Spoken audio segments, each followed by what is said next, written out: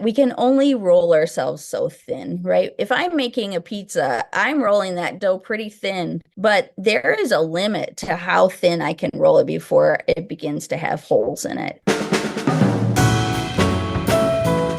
That's today's guest, educator and counselor Jane Detweiler-Sutliffe, with a vivid visual about the life of a music teacher. Welcome to Music Ed Insights. I'm leadership trainer and former band director Alan Fire, here with composer and co-college music education program head Steve Shanley. Each episode, Alan and I talk with national thought leaders in music education with practical insights for K-12 music educators. Steve, tell us about our guest. Jane Detweiler-Sutliffe currently has active therapy practices in Holland and Grand Rapids, Michigan, where she sees an average of over 100 clients per month. After 24 years of teaching, Jane retired and was named emeritus member in the Michigan School Band and Orchestra Association. With over 40 Division I ratings at district and state festivals, Jane has proven herself to be a highly sought-after conductor, clinician, and adjudicator.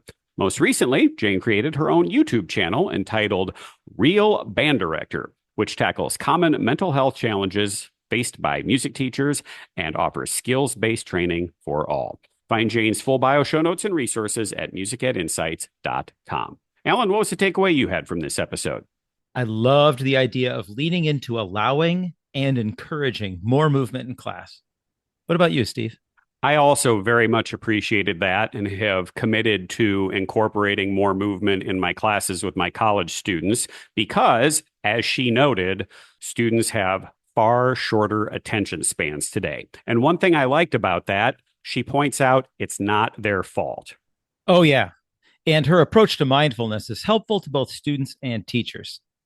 So you might be hearing more ads than you used to on this podcast. If you want ad-free episodes via Podbean, head to our website to learn more about our Insider program. For now, let's listen to this episode with Jane Detweiler-Sutliffe. Jane Detweiler-Sutliffe, welcome to the program. Hi, thanks so much for having me. I'm excited to be here. We've asked you to join us to discuss the challenges of anger, burnout, anxiety, and depression. I feel like teaching has never exactly been easy, but over the last few years, it seems like it's getting worse. More students are coming to us with more needs. More people seem to be villainizing teachers. We've got state and federal regulations requiring us to do more, but with fewer resources, and I could go on. I'm curious, what's your take on all of this? With the invention of the iPhone, really the attention span of students has gone from about 12 seconds to about 8 seconds. And so kids are actually literally only able to focus about 1/3 less than they used to be able to focus. So that has radically changed teaching. Teachers have to compete with things like TikTok and Instagram and Snapchat and all of those things. So basically, they have to become entertainers in the classroom. That has made things really challenging for the average teacher, especially those teachers that have been teaching before the iPhone and then after. Things are a lot different now. And so a lot of teachers are blaming themselves. They're like, why are my students suddenly talking more? And why are they more distracted? And there's a lot of reasons outside themselves that cause that. We have to become a lot more creative now in the ways that we teach so that we can keep our students' attention. So, for example, we might be thinking, if I was a better teacher, there wouldn't be talking in my classroom. Or sometimes we can label students like they don't care when really it's just they're distracted. I am a big believer in kinesthetic learning, right? So just those opportunities for kids to get involved and be moving, that's going to get them to be focused more, right? So maybe they have to put their hands facing up if they're hearing a sharp sound and facing down if they hear a flat sound. Just having kids move while they're learning is really key in keeping their attention. One thing you mentioned was this idea of maybe veteran teachers, people who've been teaching a little bit longer, and we have a different student now. And so if they are kind of comparing what they were able to accomplish 20 years ago versus today, or even 10 years ago versus today, what advice do you give them for coping with this? What suggestions do you have beyond just saying, oh, kids these days? Right. I think the best teachers are willing to continue to revamp their methods. We cannot teach beginning band in the same way that we taught it 20 years ago. We have to be willing to get excited and to be willing to try new things. And if they flop, they flop. But some of those things that you try are going to work. Getting movement is the number one thing that I think can get involved, but also getting off that podium, right? If there are kids talking in your trumpet section, you can pull up a chair and sit right between them and teach right from that trumpet section. I think pacing is the other thing that I would really encourage people to look at. How long are we able to really stay with one section before everybody else loses it, right? And that's going to be shorter now than it used to be. So a couple times a minute, we've got to be able to get the other people involved. And the pacing is radically different than it used to be, which means we're going to be more tired than we used to be too. You've mentioned movement a couple of times, and I think about fidgeting. It's necessary for some people to fidget and wiggle or move just a little bit. And your idea of incorporating movement into things kind of does the fidgeting for them. Am I picking up on that accurately? And also let the record show that I'm playing with my silly putty that I always have at my desk because of my fidgeting needs. Yeah, I mean, you've got a lot more kids with ADHD now as well, right? Because they already maybe were on the edge, but now they are over the edge because of all the opportunities. My students would sometimes be like, I can't focus, and it would actually frustrate them, right? And I would just say, if you really are serious about wanting to focus more, you got to lower your screen time, because the higher the screen time, the lower the attention span is. But some kids, they're not willing to do that, so we have to deal with that as teachers, right? So we have to just jump in and try to get them involved in every take if possible. I sometimes would allow my students with ADHD to be in the back row so that they could stand up when they wanted to. And it wasn't going to be bothering the whole group if it was a flute player and they're standing up and the people behind them can't see, right? So there's lots of ways that you can face these things. But one thing I would encourage you to do, if you have been frustrated with kids that have ADHD, and there's a lot of kids that have never been diagnosed with ADHD as well. I know that I personally have it, and I didn't realize that girls are highly underdiagnosed. I actually got all the way through my master's before I was diagnosed with ADHD. And so there's huge numbers of girls that have ADHD undiagnosed because they do well in school. So it's something that we need to start to think about in a completely different way, and not as a disease or a difficulty or a disability. It's really the more and more research that has been done out there is saying that ADHD is actually just a difference in the way the brain thinks. People without ADHD, they kind of think about things as one thing after the next, after the next, after the next. But people with ADHD sort of pull things from every direction. And what that allows is intense creativity, right? And a lot of musicians have that. So there's probably a lot of teachers out there with it as well.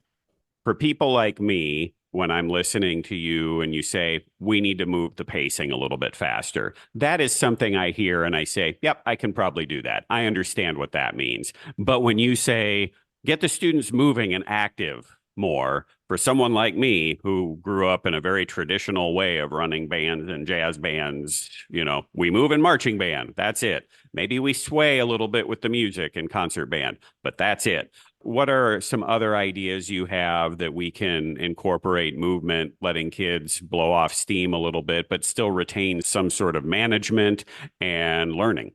One of those things that we can do is all kinds of different ideas with beginning band. For example, if you have a duet and you're learning each part, then why not have them grab their stands and stand on one side of the room for part A and stand on the other side of the room for part B? And then you can say various things. You might be able to say Michigan versus Michigan State fans, right? If you're a Michigan person or whatever, and they decide which side they're going to be on, and then we play the duet like that.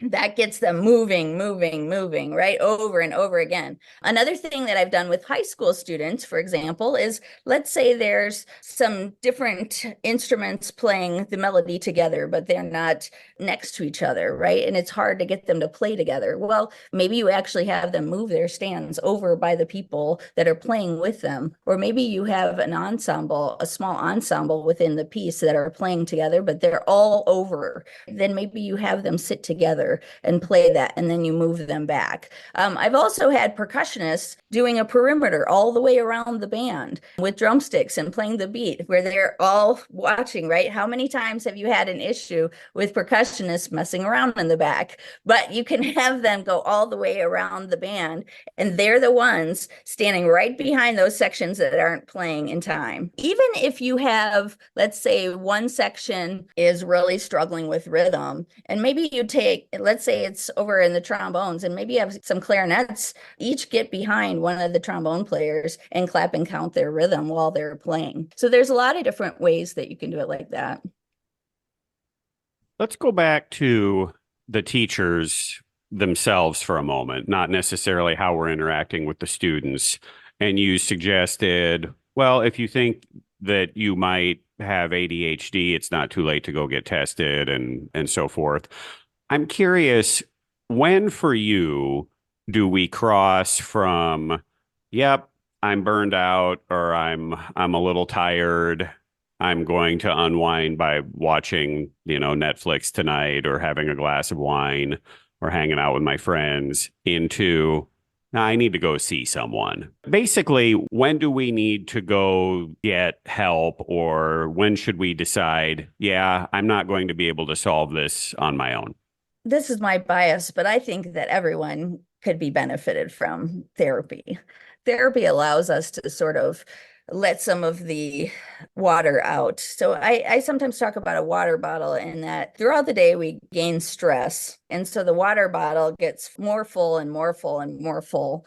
Then suddenly it's so full that it's overflowing, right? And that's maybe when we snap at a student, or maybe when we snap at our spouse, or maybe when we snap at our kids.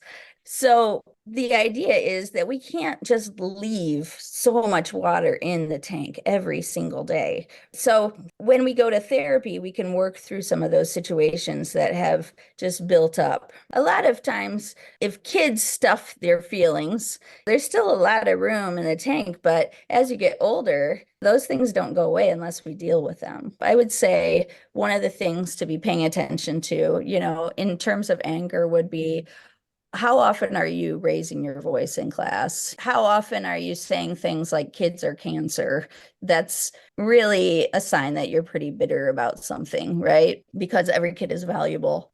And then for depression, it might be, are you having a hard time getting out of bed? And not because you're a night person, but because you just really don't want to face another day, right?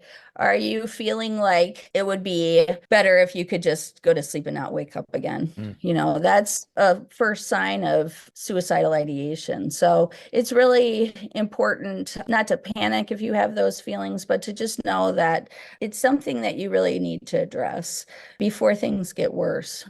I also would say, in terms of anxiety, are you having panic attacks? And it might not be a panic attack at school, it might be a panic attack at home. And that would look like having a hard time breathing, maybe not being able to breathe, maybe crying, a lot of crying about the situation. If it feels like torture teaching, that's a definite sign that you need to be going through that with somebody. One of the things I really want people to understand is that we can only roll ourselves so thin, right? If I'm making a pizza, I'm rolling that dough pretty thin, but there is a limit to how thin I can roll it before it begins to have holes in it. A book that I really enjoy is a book called The Lazy Genius. And this concept is not a music book, but I think it absolutely applies to the music world, which says we have to decide what we're going to choose to be lazy about and what we're going to choose to be geniuses about. We have to do that too as music teachers. We cannot do every single thing. There are some social media groups on Facebook, for example, where the directors vent. And I get it. It's a lot easier for me to open my phone and say, kids these days, or my stupid principal, or whatever, than it is. Well, that's about the easiest thing to do, besides just, forgetting about it.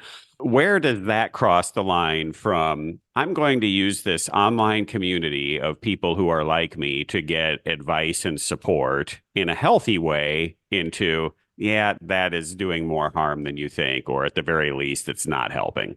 Right. And I think that's where we really have to think about personality and the way we see the world, right? So I like to talk to a lot of people that come into my office about something called the Enneagram. I don't know if you've heard of that, but it basically is this 3 or 4 thousand year old wisdom that talks about 9 ways of seeing the world. And there are tests online, but that's really not the best way to figure out your type. What's best is to just learn about the types and kind of come to your own conclusion.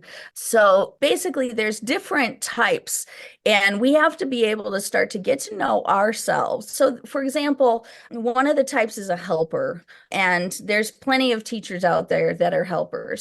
I like to talk to my clients about having green lights, yellow lights, and red lights, right? So we want to stay in that green light space. We want to stay in that space where we feel at our best. So helpers, for example, are at their best when they're giving to others, but also paying attention to their own needs. And they're just very giving people. But when they start to get into that yellow light space, that caution space, the first level is going to be that they start trying to please other people. It seems so innocent, but it's actually not. And it's starting to be dangerous. And so if they don't pay attention and do some coping strategies to get better, then what happens is they move down. And as they move down lower into that list, now they become more like the martyr. There's another one where the bridging behavior is that they try to start keeping themselves safe and anticipating problems, which you would think, oh, that's no big deal. But if they can start to spot that, oh, I'm starting to keep myself safe and anticipate problems rather than being a community builder, then I can do coping strategies so I can get back up into good, healthy space, right? And that is probably the greatest number of people in our country has this particular personality where after they start to think, oh, will this keep me safe? Then they go, if they don't pay attention to that, then they go down to the next levels, which start to be, now I'm going to put people in a good and bad category. And you can see how that might translate into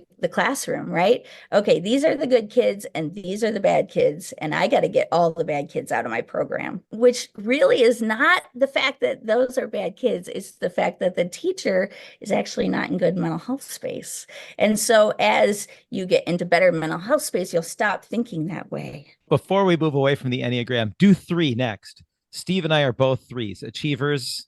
I've got a Oh, 2 okay. wing, so I'm a little more helpful than he is. But we've talked about this. You have 2 big fans of Enneagram. It's been helpful to both Oh, great. Steve and myself. But we think there are a few folks in our profession at the secondary levels who might fall into that type 3, the achiever.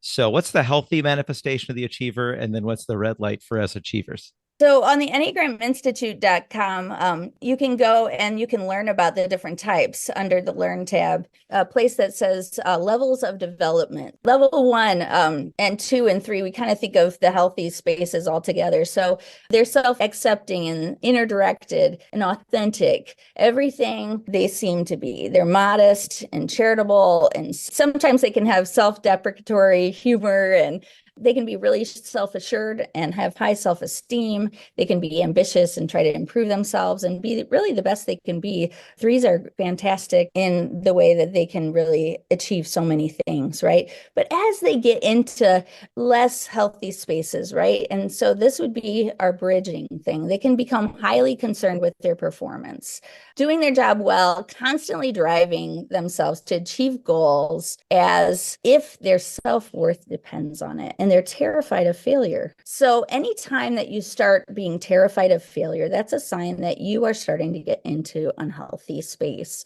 If they do coping strategies and get back into good, healthy space, they're good to go. But if they don't, then they can start to become super image conscious and highly concerned with how they're perceived. And so they can start to package themselves according to the expectations of others, right?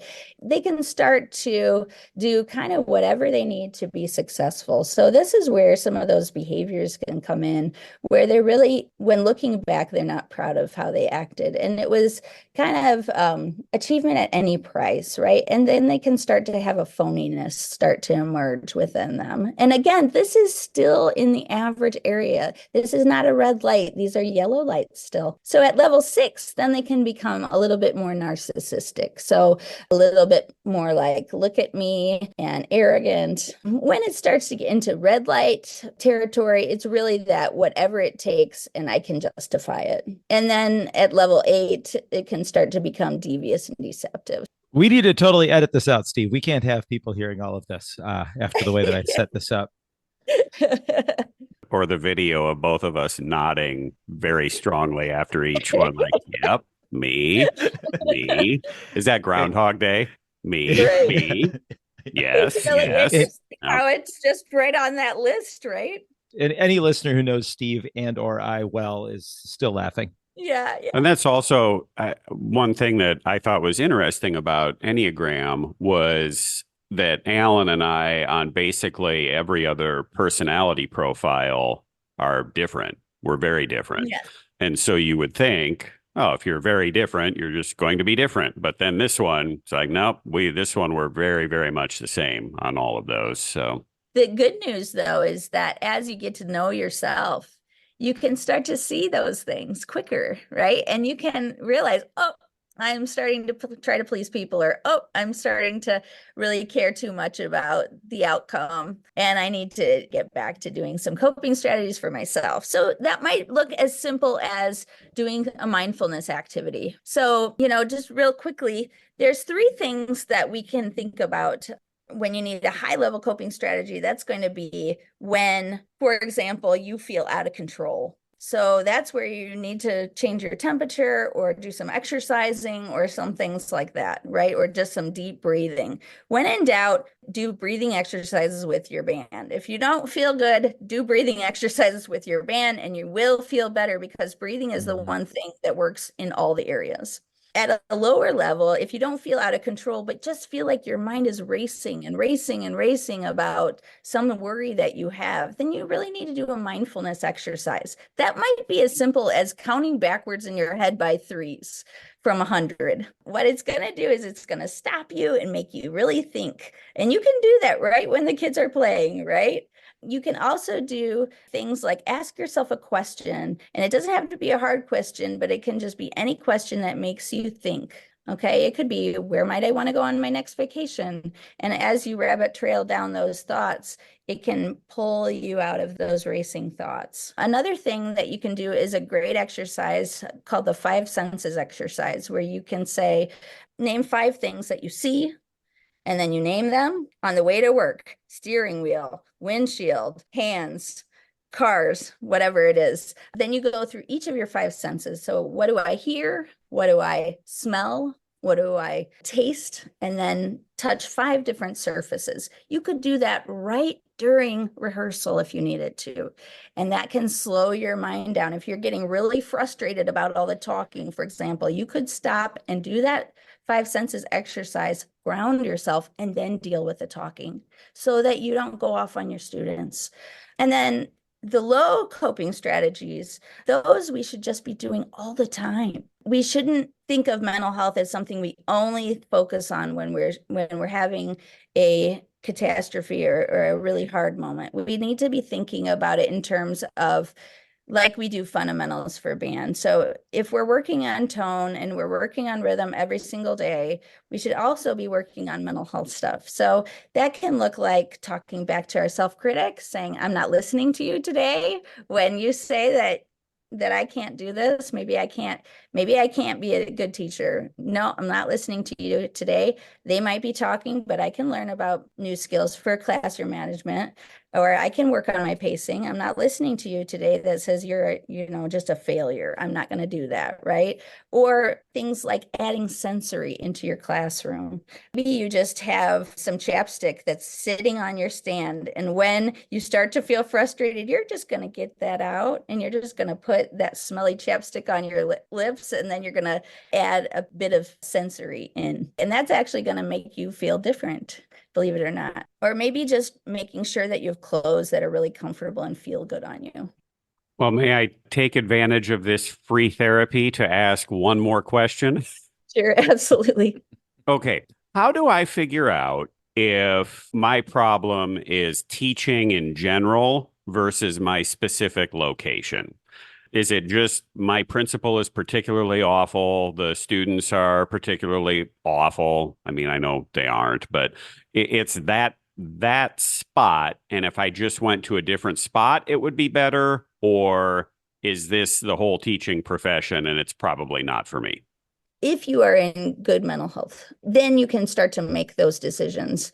But if you're not, then it's more difficult to figure that out. But there are some administrators that just don't understand and are never going to really want what you want for your program. And so it's a tough balance. And you have to decide how much do you need that support from your administrator. So I don't know that there's a real specific answer to that, but I would say whatever you're struggling with, don't be afraid to do a Google search to get help with that specific skill. If you can get yourself to be curious about what is going wrong, rather than just shaming yourself or being fearful or being angry about it, then you can move forward almost every time. But I do appreciate your attention in this whole conversation to individual agency and the power that each individual has to do something to move forward. Absolutely. Well, Jane, thank you very much for this free therapy for me and for Alan and for our listeners. Of course. We'll let you off the hook now. No more therapy, but I've got 5 questions for you on some lighter topics. Are you game? Sounds good. Favorite restaurant in Grand Rapids, Michigan? Ooh, for breakfast, I'd say Anna's House. For dinner, lowbrow, Beltline Bar, definitely, and highbrow, Tap House. How about a piece of music, composer, or performer you wish more people knew about? Ooh, I love David Maslanka. Illumination is a great piece that a lot of high schools could play, and it's definitely within the wheelhouse. Another great piece that a lot of people don't know about is a piece by Andrew Boyson called Song for Lindsay. I love that piece as well. How about a favorite vacation destination? Ooh, the Amalfi Coast in Italy, right? Positano, that area. It's gorgeous, absolutely stunning. The most memorable live music performance you've attended? My favorite performance was the University of Michigan. They played the Maslanka Symphony No. 4. And I had a group of 8th graders. We sat in the 4th row, and it was like we were actually in the ensemble. And at the end, we were on the bus, and I had this 8th grade football player. And he looks at me and he says, "Mrs. Detweiler, that was the best experience of my life." So that was my favorite. And finally, a book recommendation for our listeners. I love just about anything that Jim Collins has written. He's a business guy, but I find that band directors can use a lot of these business books. He wrote Good to Great and Great by Choice, How the Mighty Fall, and all those types of books, but you can't really go wrong with Jim Collins. Then there's another book called Made to Stick. That's a great way to learn about, how can you teach in a way that it's going to make kids remember what you're teaching for the long haul. Jane Detweiler-Sutliffe, it's been a joy to visit with you, to get a little therapy with you, to learn more about ourselves, and most importantly, how we can adjust our classrooms and our teaching in order to best deal with our own anxiety and burnout and that of our students. This is really important, and it's been fun. Thank you. Thank you so much. Take care. Thanks for listening to Music Ed Insights. We're supported by Group Dynamic, a leading provider of youth leadership workshops. Alan works with dozens of schools each year to help develop their leaders. Learn more at groupdynamic.net/youth-leadership. Or you could email me at alan@groupdynamic.net. Also sponsored by the Co-College Music Education Program. They've got a website too. Just click their link at our website or email me at shanley@coe.edu. Also, The Normal Design, helping normal companies and people create memorable, meaningful, and professional designs and branding. More at thenormaldesign.com. And Winterset Websites, website design and maintenance. wintersetwebsites.com. Our Facebook page is Music Ed Insights. Our website has program notes, links, and a one-page download of this episode's key takeaways. That's musicedinsights.com. New episodes generally drop every couple weeks on Monday. Get current. Stay relevant. Music Ed Insights.